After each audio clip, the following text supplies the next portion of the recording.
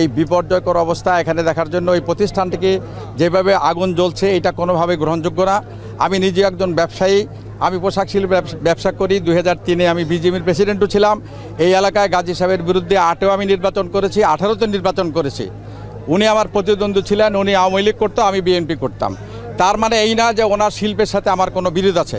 ওনার শিল্প এখানে হাজার হাজার মানুষ কাজ করে, এখানে যদি 20,000 মানুষ কাজ করে, তার প্রতিজনকে যদি আমি 5 দিয়ে গুণ করি তাহলে লক্ষ মানুষের রুজির ব্যবস্থা এখানে আছে।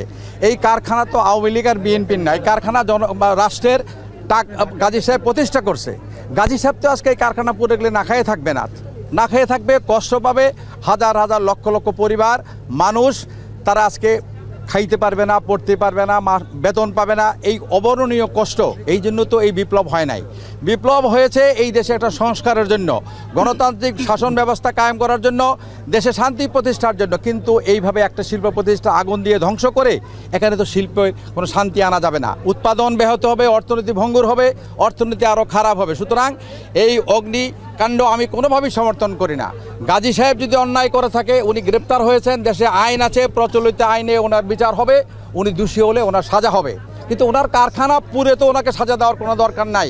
আমি আজকে আপনাদের কাছে স্পষ্ট করে বলতে চাই, এখানে কোনো রাজনৈতিক নেতাকর্মী এই লুটপাটের সাথে, অগ্নিসংযোগের সাথে আমাদের কোনো নেতাকর্মী জড়িত না।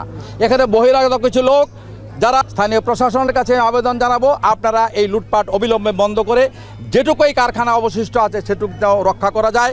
আমাদের পক্ষ থেকে রাজনৈতিক কর্মী হিসাবে যতটুকু এটাকে রক্ষা করার জন্য যে উদ্যোগ, যে ব্যবস্থা নেওয়া দরকার, সেই সাপোর্ট আমরা দিব। কিন্তু এই প্রতিষ্ঠান থেকে বাকি যেটুকু আছে ওইটুকু রক্ষা করতে হবে।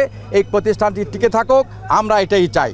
কিন্তু আইনগতভাবে, বিধিসম্মতভাবে গাজী সাহেবের যদি কোনো অন্যায় থাকে, ওনার নামে মামলা হয়েছে, আইনগতভাবে সব ব্যবস্থা রাষ্ট্র নেবে, সরকার নেবে, এই ব্যাপারে তো আমাদের কিছু বলার নাই। কিন্তু এই প্রতিষ্ঠান ধ্বংস হবে, লুট হবে, এই লুট আমরা কোনোভাবেই সমর্থন করি না।